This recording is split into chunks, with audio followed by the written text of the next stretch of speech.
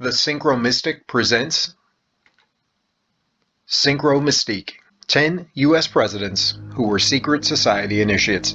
In 1961, President John Fitzgerald Kennedy spoke to the American Newspaper Publishers Association, remarking in part, quote, "The very word secrecy is repugnant in a free and open society, and we are, as a people, inherently and historically opposed to secret societies, to secret oaths, and to secret proceedings." End quote. That these comments issued from JFK is interesting for several reasons. A main one is that his life would be publicly and violently snuffed out 2.5 years later in what the United States House of Representatives Select Committee on Assassinations concluded was probably the result of a conspiracy. For more, see 10 reasons to believe JFK was killed by conspiracy. That JFK would direct this message to newspapermen is also intriguing, not least because of post-Watergate scandal revelations reported by journalist Carl Bernstein of collusion between the intelligence community and the press. More on these disquieting disclosures in a future video. In the spirit of James Shelby Downard, I take these and myriad other tidbits as indications of just how often the American people are kept in the proverbial dark about the inner workings of their own government. This can be quickly, albeit roughly and even playfully, illustrated by surveying some of the ostensible public servants who were devotees of various organizations that, well, let's just say aren't entirely forthcoming about the goings-on at their meetings. In this presentation, we'll do just that by looking at the top 10, really 11 presidents of the United States alleged to have been card-carrying members of secret societies. This is intended for educational or entertainment purposes only. No allegations of wrongdoing on the part of any individual or organization are expressed or implied. The information supplied herein has been gleaned from public records. Its factuality is assumed. Reference rankings and statistics are for comparison or illustration only, and have not been calculated with scientific rigor. According to authors Craig Heimbichner and Adam Parfrey, at the beginning of the 20th century, as many as 1/3 of all Americans belonged to a secret society of some kind. Without a doubt, the largest and best known of these groups is Freemasonry. Freemasonry, or the ancient free and accepted Masons, are a bundle of traditionally fraternal, that is, male member only, associations. The complicated origin story is not without interest and has been the subject of endless debate and speculation. To do it justice, it should probably have its own devoted presentation, but a few brief comments are in order here. Some historians trace Freemasonry, sometimes called the craft, back to various societies of artisans called collegia that existed in Roman times. These may or may not have segued into medieval trade guilds, specifically ones organized for stonemasons. These are craftsmen who have been trained to build, cut, and otherwise work with stone. Allowing for technological developments and stylistic innovations, stonemasons have been credited with construction projects ranging from Europe's great cathedrals all the way back to the pyramids of Egypt and even the biblical Tower of Babel.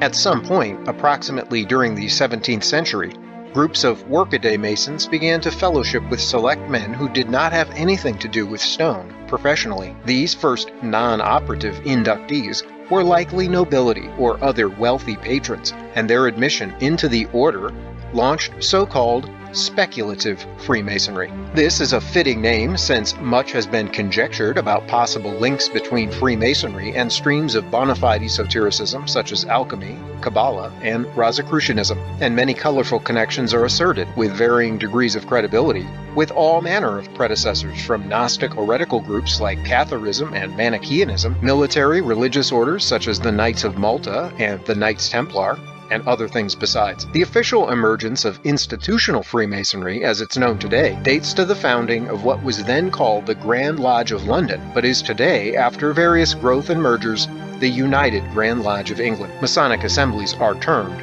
lodges. For various socio-political reasons, the order experienced explosive growth and even migrated across the ocean to America, where many of the United States' founding fathers, including Benjamin Franklin, eagerly joined. We highlighted Franklin in the video 10 occultists who were accused spies. In that place, we get into the possibility that Franklin was decidedly more satanic than the usual portrayals of him let on. Ignoring, presently, the several U.S. presidents who were members of multiple secret societies that will be the focus focus of the video, we may name at least 9 who almost certainly belonged to the Freemasons. These include our first head of state, the Revolutionary War hero George Washington, James Monroe, whose Monroe Doctrine arguably became the foundation of U.S. imperialism, Andrew Jackson, the hero of the War of 1812, whose opposition to the Second Bank of the United States is largely forgotten, but which loosened the grip of private interests over the nation for 80 years, until, that is, the creation of the Federal Reserve System. James Polk, who spearheaded the country's expansion into the South and West. James Buchanan, whose legacy was, in part, the disastrous fratricidal conflict known as the Civil War. Andrew Johnson, reportedly so inebriated at his vice presidential inauguration,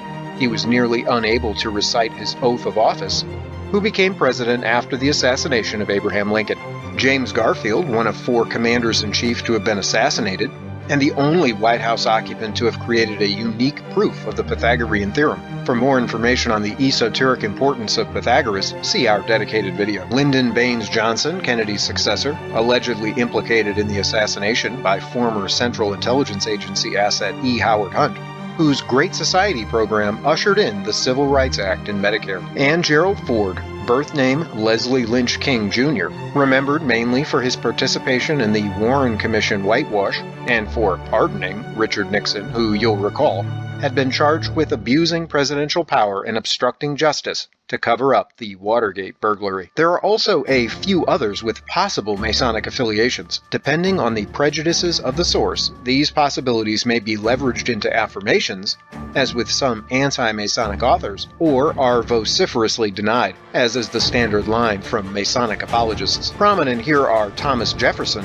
drafter of many of the nation's important foundational documents, including the Declaration of Independence, and James Madison, who, alongside Alexander Hamilton and John Jay, helped write the Federalist Papers, as well as Ulysses S. Grant and Rutherford B. Hayes, both of whom presided over the so-called Reconstruction era.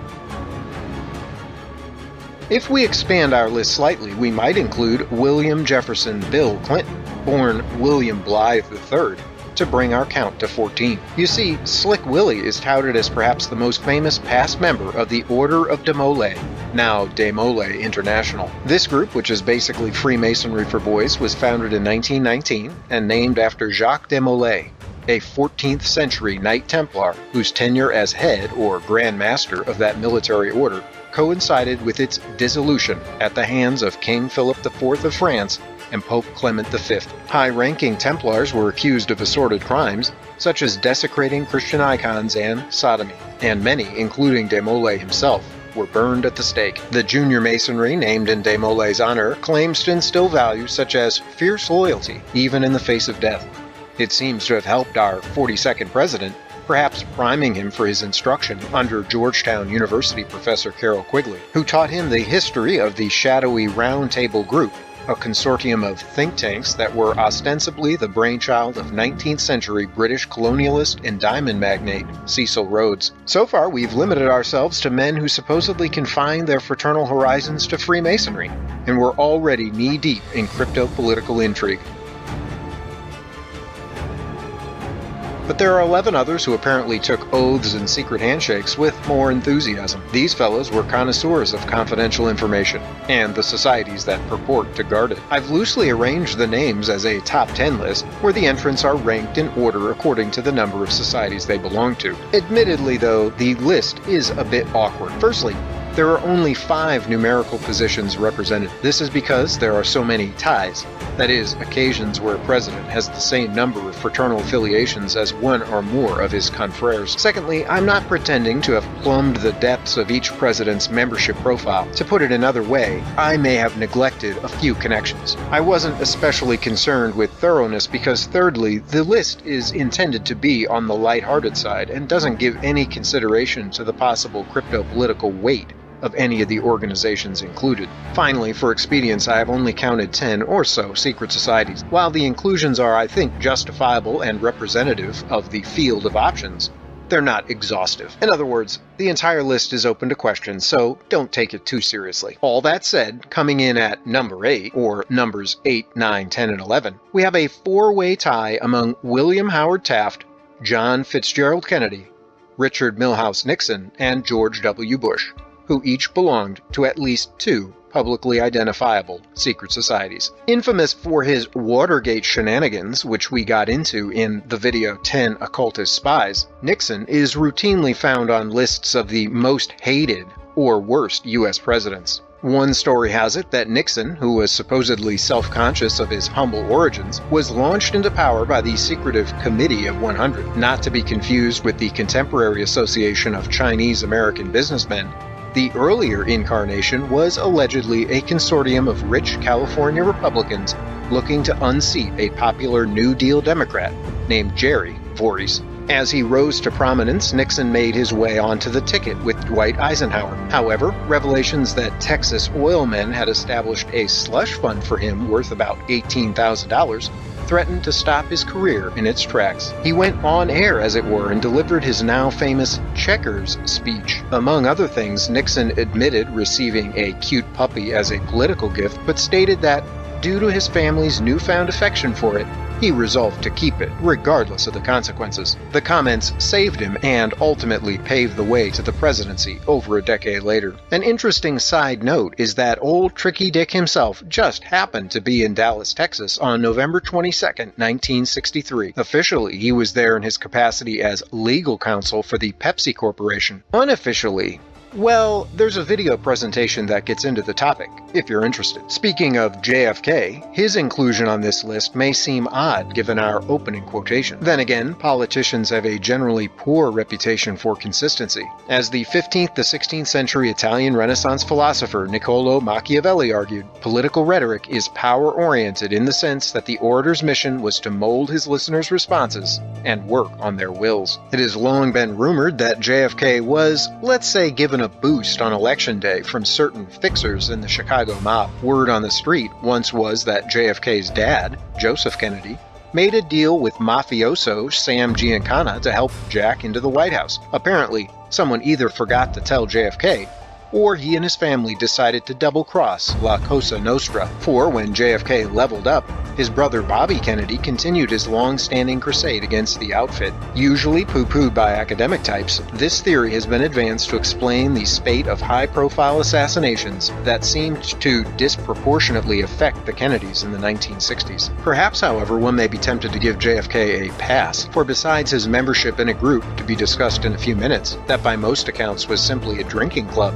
his primary affiliation seems to have been with the Fraternal Order of Eagles. This group, initially formed in 1898 by a half-dozen theater proprietors, subsequently became more politically active. It claims to be staunchly anti-communist and claims credit for the institution of Mother's Day, as well as for campaigning in support of F.D.R.'s New Deal, including Social Security. In other words, the Fraternal Order of Eagles seems to operate fairly transparently, by secret society standards anyway. Things are a bit different, however, with the Yale University-based order called Skull and Bones, which was introduced in the aforementioned 10 occultists who were accused spies. Founded by Connecticut businessman and politician William Huntington Russell, it conducts its secretive rituals inside a windowless stone building cheerfully named The Tomb. Sometimes referred to as Chapter 322, speculation abounds that this Ivy League frat house functions as an American arm of the legendary New World Order architects known as the Illuminati. In fact, according to a recent edition of Hearst's Biography magazine, it is speculated that the number refers to the year 322 BC, when Athens transformed from democracy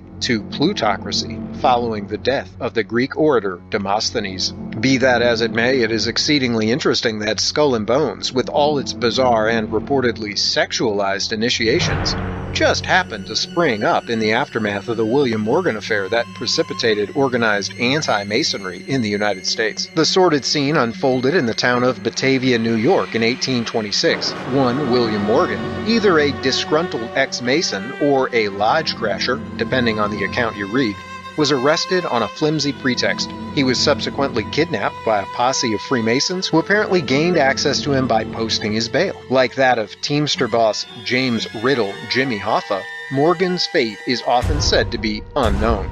But the presumption partially informed from a deathbed confession of one of the alleged perpetrators, was that Morgan was murdered. The motive was Freemasonic resentment toward Morgan because of a book-length expose he wrote disclosing the secrets of their order. In any event, the first third political party in the U.S. was the short-lived Anti-Masonic Party, established in 1828. So it was in 1832, during the ensuing anti-Freemasonic furor, that Skull and Bones cropped up in New Haven. Its membership roster is a who's who of American finance, industry, and politics.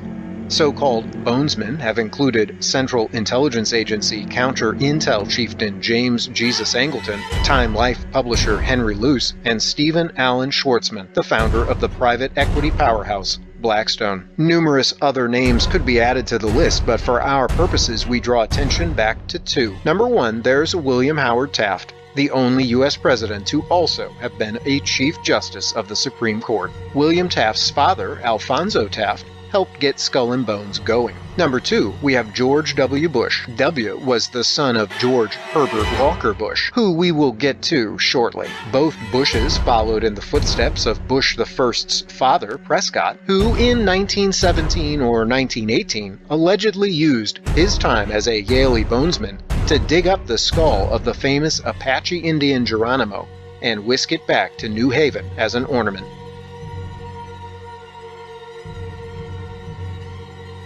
The 2004 presidential election pitted Bonesman John Kerry against Bonesman George W. Bush. At number 5, we have a three-way tie. This triad is distinguished for the trio of secret fraternal organizations that make up its curriculum vitae, and it is comprised of William McKinley, Ronald Reagan, and the previously named George Herbert Walker Bush. There are a few highlights, or lowlights, from this group. For one thing, we have yet another president, McKinley, who was outright assassinated. One president, Reagan, who was almost assassinated, and a third, Bush I, who at one time was the director of a government agency that specializes in spycraft, covert action, and so-called black ops, including assassination. All three were Republicans. By way of a little background, we may turn to the History Channel, which in 2012 aired a series titled The Men Who Built America. Over 8 installments, the docudrama staged fictionalized reenactments,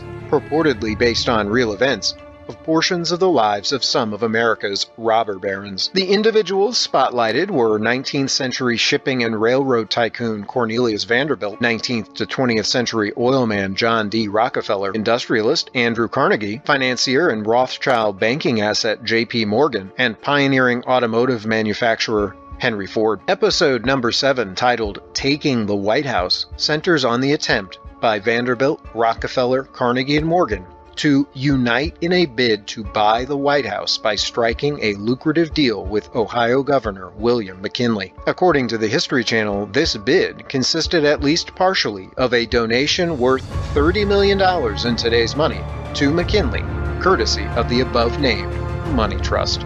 McKinley's close ties to finance and industry, and his opposition by populist Democrat and master orator William Jennings Bryan, created, or at least cemented, the idea that Republicans are the party of the rich. Further reinforcing this notion has been the tendency of Republican presidents, including Nixon, Reagan, and the elder Bush, to belong to yet another cryptic and private group. In this case, it is one that annually meets in Sonoma County, California, in the shady surrounds of imposing redwood trees. Called the Bohemian Club, it hosts a summer retreat at the eponymous Bohemian Grove in Monte Rio, some 70-odd miles north of San Francisco. Originally founded in 1872 by a cadre of newspapermen, it morphed into a clique for economic heavy hitters and kingmakers. The Grove is an interesting symbol in its own right, one which I hope to explore in a future installment. But as a literal forest hideaway, it appears to date from around 1901. This was the era of President Theodore Teddy Roosevelt, among whose claims to fame is launching the conservationist movement, which reclassified massive tracts of the country's land as national parks, making them off-limits to developers.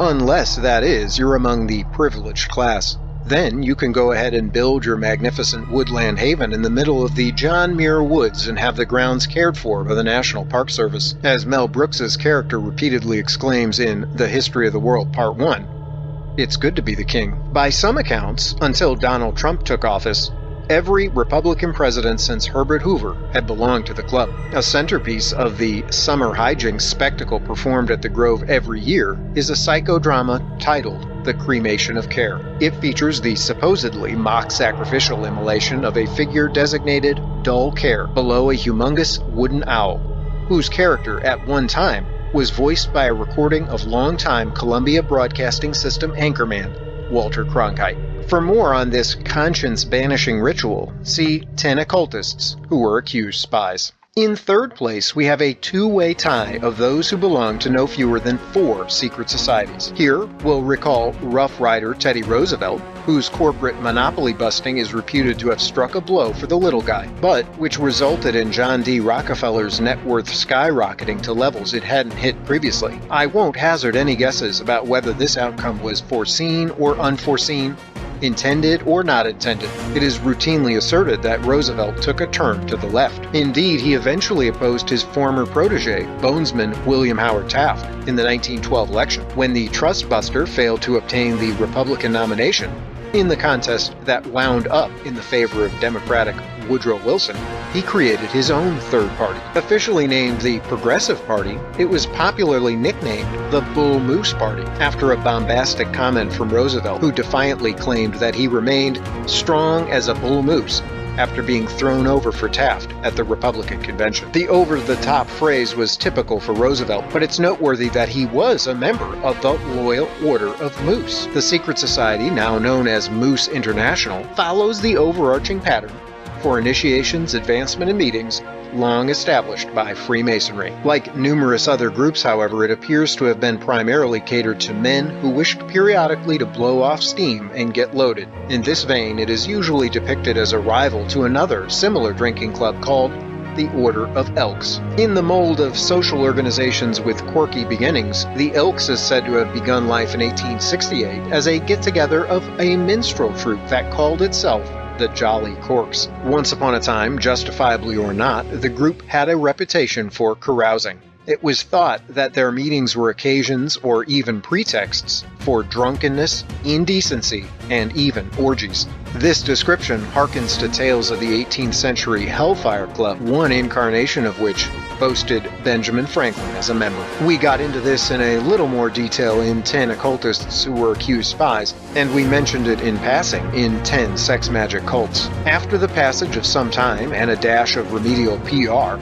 the modern association rebranded itself as a benefit society under the expanded name Benevolent and Protective Order of Elks. Minimally, that meant insurance sales. One of the Elks members at some stage of its evolution was 33rd U.S. President and 33rd degree Freemason Harry S. Truman, who, some say, had his early governmental ambitions bankrolled by fraudster political boss Tom T.J. Pendergast. As researcher Michael Hoffman once noted, "Give 'em hell Harry," true to his nickname, did just that by authorizing the vaporization of several 100,000 Japanese at Hiroshima and Nagasaki when the United States of America became the first and, so far, the only country in the world to use atomic weapons in war. Perhaps it's meaningful that Truman was also a prominent member of the ancient Arabic order of the Nobles of the Mystic Shrine, colloquially called Shriners. Their presumably once secret vow, the alleged text of which is now widely available from online and print sources,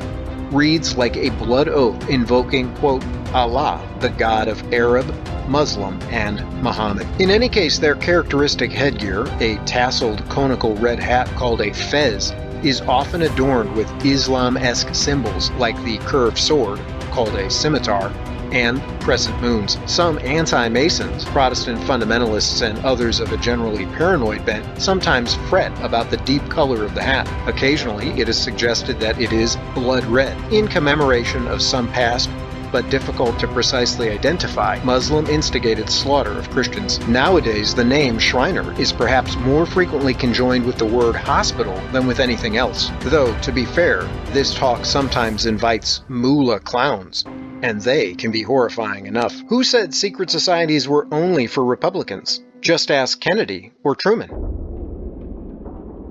Some secret organizations contain even more reclusive societies within the larger society. In at least one case, these are nested several layers deep, like Russian dolls. Take, for example, the fact that the Shriners only accept Master Masons in good standing. These are men who have attained the 3rd degree within basic, Blue Lodge, or craft Freemasonry. But, by invitation only, a select few Shriners may be asked to join the more obscure Royal Order of Jesters, which, by its own admission, is dedicated to enjoyment and merrymaking. The Jesters were reportedly founded in 1911, adopting for themselves a vaguely sinister totem called a billiken, among other of their symbols, some of which evince an apparent fascination with death, one apparently shared by other orders, such as the previously named Skull and Bones. Weirdly, the billiken isn't unique to the Jesters. In fact, earlier claim to it may have been made by the Catholic, Jesuit-controlled St. Louis University, which refers to the Buddha-looking sigil, and stylized variations thereof, as its good luck charm and mascot. Once prosecuted back east on charges of prostitution and human trafficking, with hints of deadlier antics, the Royal Order of Jesters has been investigated for its, shall we say, excessive partying by now absentee researcher Sandy Frost. However, as of this recording, an eye-popping piece is readily available at medium.com, the blogging website started by Twitter co-founder Evan Williams. No fewer than 2 U.S. presidents are said to have had connections with these exclusive fun seekers. The first was Missourian Harry S. Truman. The second, Gerald R. Ford, whose wife, Betty Ford, became something of a byword for alcoholism, not least through her own struggles and via her eponymous substance abuse clinic.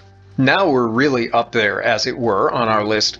1, 2, even 4 secret society affiliations is small potatoes for our next president who, according to the record, maintained at least 6 such memberships. We're speaking of 29th President Warren Gamaliel Harding, whose popularity at the time of his election quickly eroded in the face of numerous unflattering posthumous disclosures. Among minor accomplishments, Harding is remembered for the creation of the Veterans Bureau, which, through various twists and turns, has become the U.S. Department of Veterans Affairs. Though it is arguable that the most distinctive things about him were the strangeness of his death and the brevity of his presidency, that nonetheless was riddled with scandal. In one writer's bitingly sarcastic appraisal, Harding was, quote, a newspaper publisher who became president of the U.S. and gave dirty politics a bad name by surrounding himself with some of the most dishonest and corrupt chiselers of all time. He wasn't even close to having occupied his office for the absolute shortest amount of time. That dubious award goes to 9th President William Henry Harrison. Still, he's one of 10 presidents to have served less than a single full term, for one reason or other. In the case of Warren G. Harding, accounts vary. The cause of death has variously been attributed to any or some combination of the following: cardiac arrest, cerebral hemorrhage, food poisoning, and pneumonia. I plan to spend just a tad more time with this curious story in a forthcoming video, but now suffice it to say that Harding's peculiar demise punctuated a presidency the climax of which was, at least retrospectively, the bribery fiasco known as Teapot Dome. The upshot of the affair was that Harding's Secretary of the Interior, Albert Fall, was convicted of accepting money from oil men, including Harry Ford Sinclair, to secretly transfer land rights from the Navy to private business interests. To be precise, Harding gave Fall control of Teapot Dome by executive order. Then Fall handed it over to Big Oil. I suppose that provides a veneer of plausible deniability. Maybe that would be giving Harding too much credit. One source alleged that he spent more time playing poker than governing the nation. Harding hosted regular poker games attended by a fair few of his Ohio gang, including Fall, Attorney General Harry Daugherty, Gopher Jesse Smith, and Veterans Bureau head Charles R. Forbes. After the Teapot Dome scandal, Fall and Forbes went to jail. Daugherty got 2 hung juries, and Smith committed suicide. Or was he murdered? Anyway, Harding loved his secrets. Like McKinley before him, he was a member of the Independent Order of Odd Fellows, a group whose origins are as mythologized as those of Freemasonry, from which it almost certainly emerged. Ignoring the surely fantastical claims of 11th century beginnings, the Odd Fellows can be documented in 18th century England, where it attracted such members as dissident journalist and politician John Wilkes. Wilkes was also a member of the previously mentioned Hellfire Club, which we covered in greater depth in Top 10 Occult Spies. The Oddfellows was subsequently associated with the rakish British monarch George IV. In turn, King George had dealings with portrait artist Richard Cosway. Cosway was connected to an erotic mystical circle via English romantic artist, poet, and Emanuel Swedenborg enthusiast William Blake, whom we discussed in Top 10 Sex Magic Cults. The Oddfellows crossed the Atlantic with Thomas Wildey, who founded a lodge in Baltimore. This North American progenitor initially catered more to the blue-collar set than had its ancestor from London. This explains Harding's involvement, since he started off as a working man, selling insurance and doing other odd jobs in his youth. Like the exclusive Skull and Bones fraternity, the Oddfellows has, or had, a fascination with death symbolism. According to the Washington Post, human skeletons reside in closets, drawers, attics, and crawl spaces in Oddfellows lodges nationwide. Reportedly, these remains are invoked as emblems of mortality during initiation ceremonies.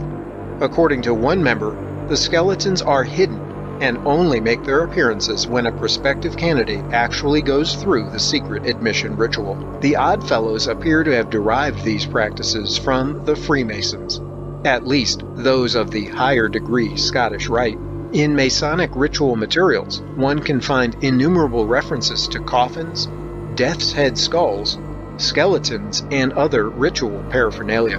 Commentators as far-flung as the 19th century Presbyterian preacher Charles Finney and 21st century writer John Ed Decker have asserted that members of the Brotherhood go so far as to drink wine from human skulls during the 30th degree ceremony. Predictably, this is denied by Masonic apologists like S. Brent Morris, but the macabre spectacle was given credence by novelist Dan Brown, whose book The Lost Symbol, which Morris admitted shows Masons in a pretty good light, incorporates the scene into its opening pages. Similarly to the Elks, the Oddfellows were believed to incline toward the Bacchanalian. One aspect of this suspicion was the fact that it was the Oddfellows rather than the Masons per se who were accused of incorporating goats into their outrageous ritualism. This reference to goat riding would be an amusing irrelevance were it not for curiously recurring links between goat symbolism and devil worship. Notable mentions include Aleister Crowley's rendition of the number 15 devil card in the tarot deck,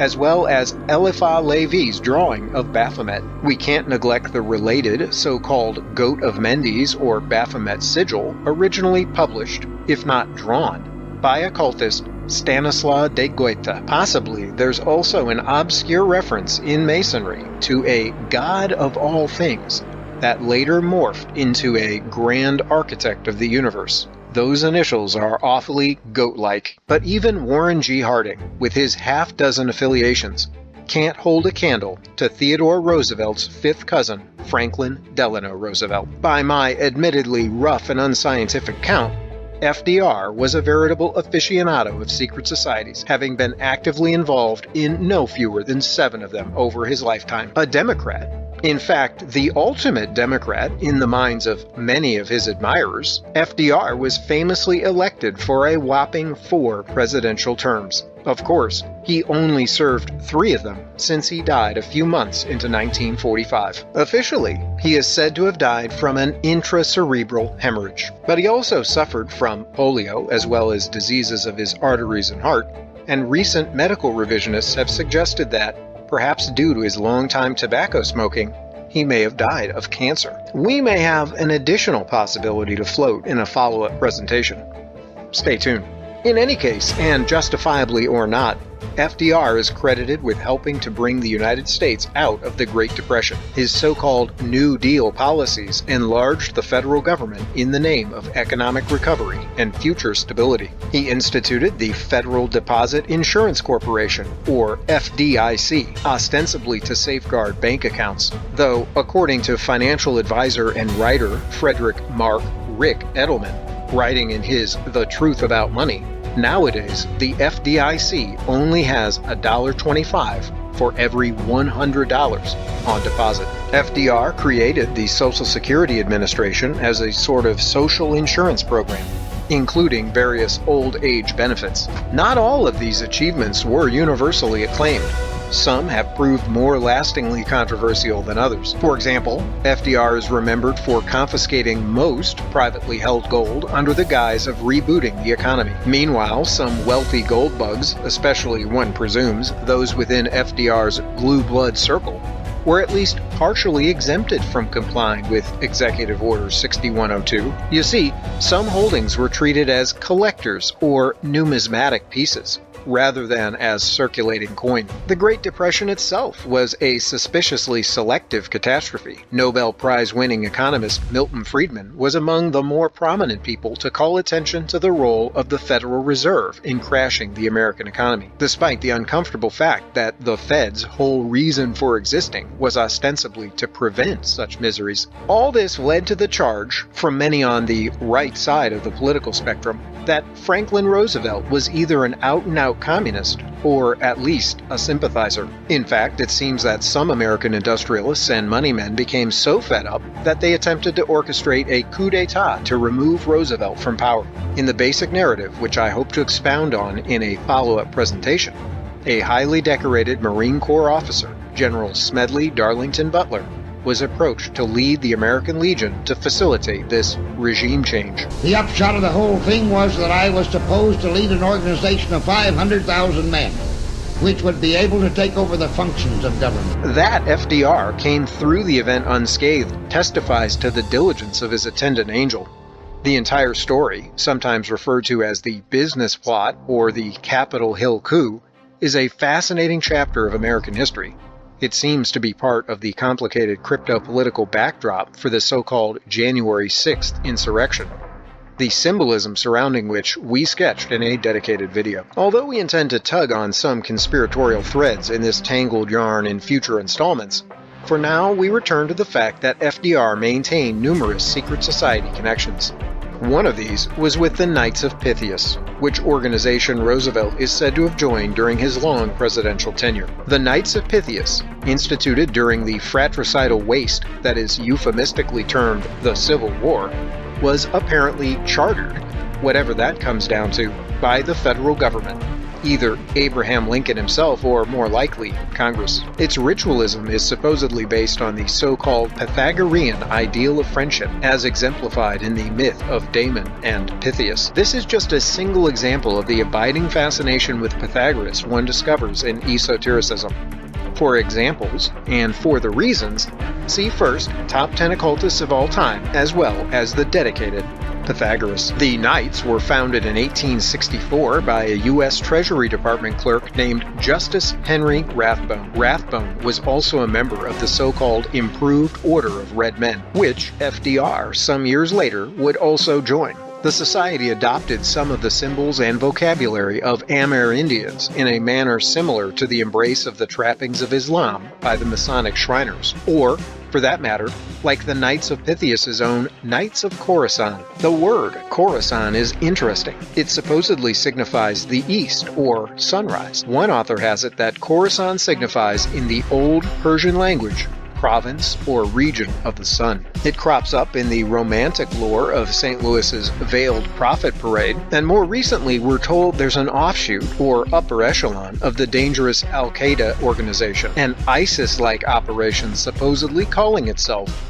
the Khorasan Group. In the latter case, the name is explained as an obscure reference to the same general area that has been the key geopolitical node and espionage epicenter for over 100 years, and which you can discover more about in the video 10 Occultist Spies. It was of great interest to Mason and novelist Rudyard Kipling. And this leads us back to F.D.R., for whom arguably a major preoccupation was Freemasonry. The most flamboyant attestation of this fact was that it was during Roosevelt's presidential incumbency that the all-seeing eye symbol was placed on the U.S. dollar bill, along with the phrase Novus Ordo Seclorum, or New Order of the Ages. Well in advance of its implementation in the design of the dollar, eminent 19th century Harvard art professor Charles Eliot Norton labeled the eye in pyramid amalgam, quote, a dull emblem of a Masonic fraternity. There are a few other key players in that drama, including F.D.R.'s third-term vice president and mystic, Henry Agard Wallace, Wallace's one-time personal spiritual guru, the Russian theosophist Nicholas Roerich, to whom we devoted a segment in the previously named Occultist Spies video, and harkening back to the Knights of Pythias, F.D.R.'s Treasury Secretary, Henry Morgenthau Jr. You'll recall that the Knights got their start in the imagination of a clerk working for the Treasury Department. According to Dr. Robert Hieronymus, a specialist on the U.S. Great Seal, Roerich likely suggested placing the all-seeing eye symbol on the dollar, and then Wallace brought the idea to F.D.R., who simply instructed Morgenthau to use it. The upshot is that the presidential secret society affiliations literally stare us in the face whenever we pay with cash, an occurrence that admittedly happens less and less often with each passing day. And of course, it's far from the only association between our currency and occultism. See Top 10 Gold-Making Alchemists for the magical origins of the serpentine dollar sign. Did we miss or miscount anyone? What order would you have preferred? Feel free to drop us a comment below. If you found something of interest, please be sure to like the video, and if you're not already subscribed to the channel, consider doing so in order to see more content similar to this. If you think others might appreciate this content, do us a favor and share the link. And if you have video ideas or suggestions, don't hesitate to let us know.